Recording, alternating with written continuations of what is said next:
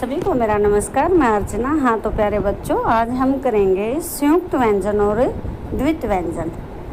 बच्चे कई बार कंफ्यूज हो जाते हैं कि द्वित व्यंजन कौन से होते हैं और संयुक्त व्यंजन कौन से होते हैं। तो आज हम इसी के ऊपर बात करेंगे कि द्वित व्यंजन कौन से होते हैं और संयुक्त व्यंजन कौन से होते हैं। आपको अच्छे से समझाते हैं कि द्वित व्यंजन ये होते हैं और संयुक्त व्यंजन ये होते हैं। आज आपका सारा कन्फ्यूजन दूर हो जाएगा। द्वित व्यंजन, जब दो समान व्यंजन एक साथ प्रयोग में लाए जाते हैं तो उसे द्वित व्यंजन कहते हैं। यानी जो एक जैसे दो व्यंजन एक जगह पर इकट्ठे आ जाते हैं उन्हें हम द्वित व्यंजन कहते हैं। उसमें एक में तो स्वर रहित होता है, पहला जो व्यंजन होता है वो स्वर रहित होता है और दूसरा स्वर सहित होता है। जैसे मक्का, आधा जो क है वो स्वर रहित है और क अगला जो क आया है उसमें आ स्वर जुड़ा हुआ है। ऐसे ही पक्का, बच्चा, बिल्ली, चम्मच, पत्ता, सज्जा, लज्जा, इस तरह से। कभी कभी दो समान व्यंजन आपस में जुड़ते हैं तो उनके में एक हलंत भी लग जाता है। जैसे आपको बताएं कि मक्का, पक्का, बिल्ली, बच्चा, चम्मच, ये तो आधा करके लिख दिया जाता है, लेकिन जैसे ये और आ गए कि कद्दू, गुड्डू, पट्टी, मिट्टी, खट्टा, अगर इनको हमें लिखें तो हमें इनमें कुछ लिखने का इनका तरीका अलग भी हो सकता है और इनको इकट्ठा करके भी लिखा जा सकता है। जैसे कद्दू, गुड्डू, खट्टा, इनके नीचे हलंत आ गया। इनके मूल रूप में परिवर्तन नहीं होता। जैसे मक्का, कै और कै को कै ही दिखाया गया है, इसमें कै का मूल रूप नहीं बदला, केवल उसके अगले व्यंजन के साथ जोड़कर उसको बना दिया जाता है। जबकि जो संयुक्त व्यंजन होते हैं, संयुक्त व्यंजनों का मूल रूप बदल जाता है, लेकिन द्वित व्यंजन में मूल रूप नहीं बदलता। जब जो संयुक्त व्यंजन होते हैं उनमें मैं आपको बताऊंगी कि मूल रूप कैसे बदलता है। आगे इसके अंदर आएगा। जैसे क्ष, क और स मिलके बनता है, त्रय, तय और र मिलके बनता है। चार जो संयुक्त व्यंजन होते हैं मान्यता प्राप्त, वो मूल रूप बदल जाता है। ये इसमें आगे आएगा। पहले आपको जो द्वित व्यंजन से कुछ शब्द बनते हैं वो आपको बताते हैं। जैसे चक्की, झक्की, पक्का, मक्का, चक्का, धक्का, मुक्का, टिक्की, शक्र, चक्र, टक्कर, ढक्कन आदि। दुबग्गा, यहाँ गए और गए, घग्घर, कच्चा, चय, चय, बच्चा, सच्चा, गच्चा, जच्चा, इस तरह से सज्जन, उज्जैन, रज्जू, लज्जा, लट्टू, पट्टा, खट्टा, दुपट्टा, पट्टी, छुट्टी, मुट्ठी, सट्टा आदि। जो ये शब्द हैं ये द्वित व्यंजन के उदाहरण हैं आपके सामने, कि दो जो समान व्यंजन होते हैं वो एक साथ आकर जब उनको इकट्ठा करके लिखा जाता है तो उसे हम द्वित व्यंजन के रूप में जानते हैं। जैसे गुड्डा, गुड्डू, गुड्डन, गुड्डी, लड्डू, पन्ना, नन्ना, गन्ना, अन्ना, अन्न, विभिन्न, संपन्न, इस तरह से ये द्वित व्यंजन के उदाहरण हैं। अब हमारा आता है कि संयुक्त व्यंजन हम किसे कहते हैं। इनमें तो क्या था कि जो एक जैसे दो समान जो व्यंजन इकट्ठे करके लिख दिए जाते हैं वो कहलाते हैं द्वित व्यंजन। लेकिन अब हम बात करेंगे संयुक्त व्यंजन पर। जब दो भिन्न स्वर यानी अलग अलग जो व्यंजन होते हैं जब वो आपस में मिलते हैं तो उन्हें हम संयुक्त व्यंजन कहते हैं। दो अलग अलग व्यंजन आपस में मिलते हैं उन्हें हम संयुक्त व्यंजन कहते हैं। इनको संयुक्त व्यंजनों को हम दो भागों में बांट सकते हैं। कौन कौन से इनके दो भाग होते हैं? व्यंजनों का मूल रूप पूर्णतः जिनमें परिवर्तन हो जाता है उनको तो हम, एक तो ये होते हैं जिनमें पूर्णतः उनका परिवर्तन हो जाता है। परिवर्तन किस में होता है? परिवर्तन कि जब हम उनको इकट्ठा करके लिखते हैं तो वो बिल्कुल अलग से हमें दिखाई देते हैं। ये हमारे जो चार मान्यता प्राप्त जो व्यंजन होते हैं वो आते हैं इनके अंदर।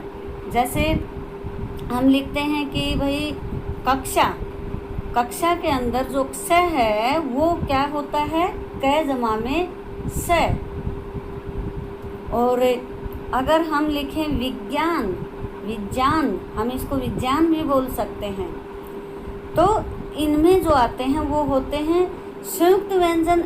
दूसरा होता है कि जिनका जो व्यंजन आपस में मिलते हैं और उन्हें आपस में मिलकर लिखे जाते हैं। दो तरह के बताए, एक तो जो बिल्कुल बदल जाते हैं, दूसरे जो आपस में मिलाकर लिखे जाते हैं वो दूसरी तरह के होते हैं, जिनका पूर्ण रूप से जो परिवर्तित हो जाते हैं। दूसरा जिनका मूल रूप ज्यों का त्यों बना रहता है।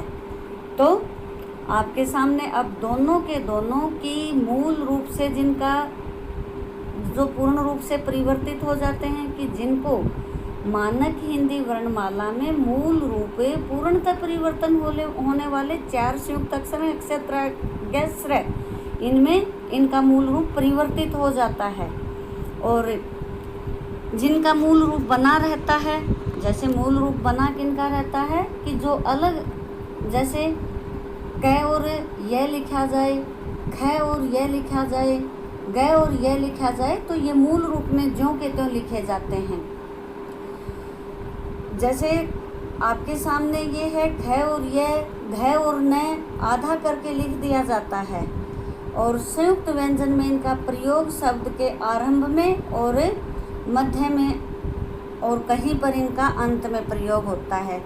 प्रथम संयुक्त व्यंजन में जैसे क्यारी, ख्याति, शुरुआत में जो संयुक्त अक्षर आते हैं, जैसे क्यारी है, ख्याति है, शुरुआत में ही हमारा ये आधा आ गया, क और य के साथ जुड़ गया, गवाला, ग और व, ज्योति, ज और य, त्योहार, त और य, द्वार, द और व। द इसके अंदर हमारा स्वर रहित है और वह स्वर सहित है। ध्यान, ध जो है वो हमारा स्वर रहित है, यह स्वर सहित है। न्याय, न्याय में न स्वर रहित है, यह स्वर सहित है। प्रदेश में प स्वर रहित और र स्वर सहित है। तो मध्यम में जो मध्यम संयुक्त व्यंजन में, यानी बीच में जब संयुक्त व्यंजन आते हैं, जैसे ईश्वर, सप्ताह, निर्गुण, राष्ट्रीय, संतोष, इनमें बीच में आता है।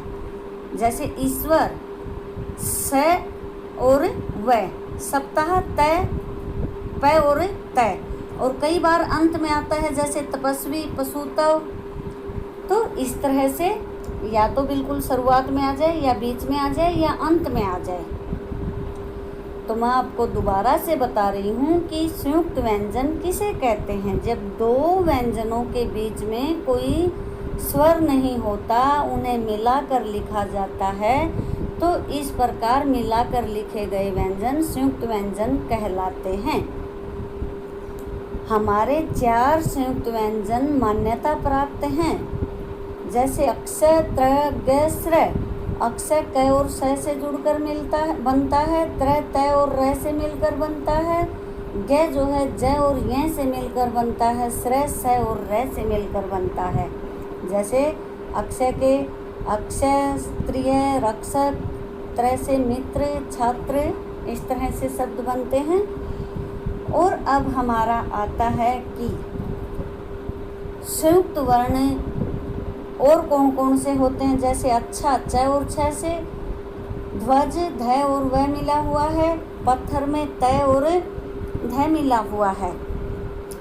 अब बात आती है कि द्वित व्यंजन और संयुक्त व्यंजन में अंतर क्या होता है। द्वित व्यंजन 2 समान व्यंजनों से मिलने से बनता है, जबकि संयुक्त व्यंजन 2 असमान व्यंजनों से मिलकर बनता है। शुरुआत में ही मैंने आपको इनकी परिभाषा बताते हुए बताया है कि द्वित व्यंजन जो एक जैसे व्यंजन हो वो द्वित व्यंजन, संयुक्त व्यंजन जो अलग अलग व्यंजन हो आपस में जुड़े उनको कहते हैं। द्वित व्यंजन में व्यंजनों का मूल रूप कभी भी नहीं बदलता, लेकिन संयुक्त व्यंजन में मूल रूप बदल जाता है। कब बदलता है? जैसे ये हमारे जो 4 मान्यता प्राप्त हैं, इनको जब हम इकट्ठा करके लिखते हैं तो वो अलग रूप में आते हैं। जैसे त्रय अगर हमें लिखना है तो वो तय और र, त्रिशूल में त्रय अलग से लिख दिया जाता है, तय और र नहीं लिखे जाते, त्रय अलग से लिख दिया जाता है। द्वित व्यंजन में व्यंजनों को अलग अलग देख सकते हैं, लेकिन संयुक्त व्यंजन में दोनों व्यंजनों का जुड़ाव नहीं दिखाया जाता। द्वित व्यंजन में मतलब अलग अलग द्वित व्यंजनों को अलग अलग देख सकते हैं, बल्कि संयुक्त व्यंजन में दोनों को अलग जुड़ाव नहीं दिखाया जाता। ये किन में नहीं दिखाया जाता? जो 4 मान्यता प्राप्त हैं उनमें। संयुक्त व्यंजनों की संख्या 4 होती है, जबकि द्वित व्यंजनों की कोई भी संख्या निर्धारित नहीं है। इन 4 के अलावा भी हम संयुक्त व्यंजन का प्रयोग होता है, लेकिन उनको हम अलग अलग दिखा देते हैं। संयुक्ताक्षर में 2 भिन्न भिन्न व्यंजनों के मेल से बनता है, जबकि द्वित व्यंजन एक समान व्यंजनों के मिलने से बनता है।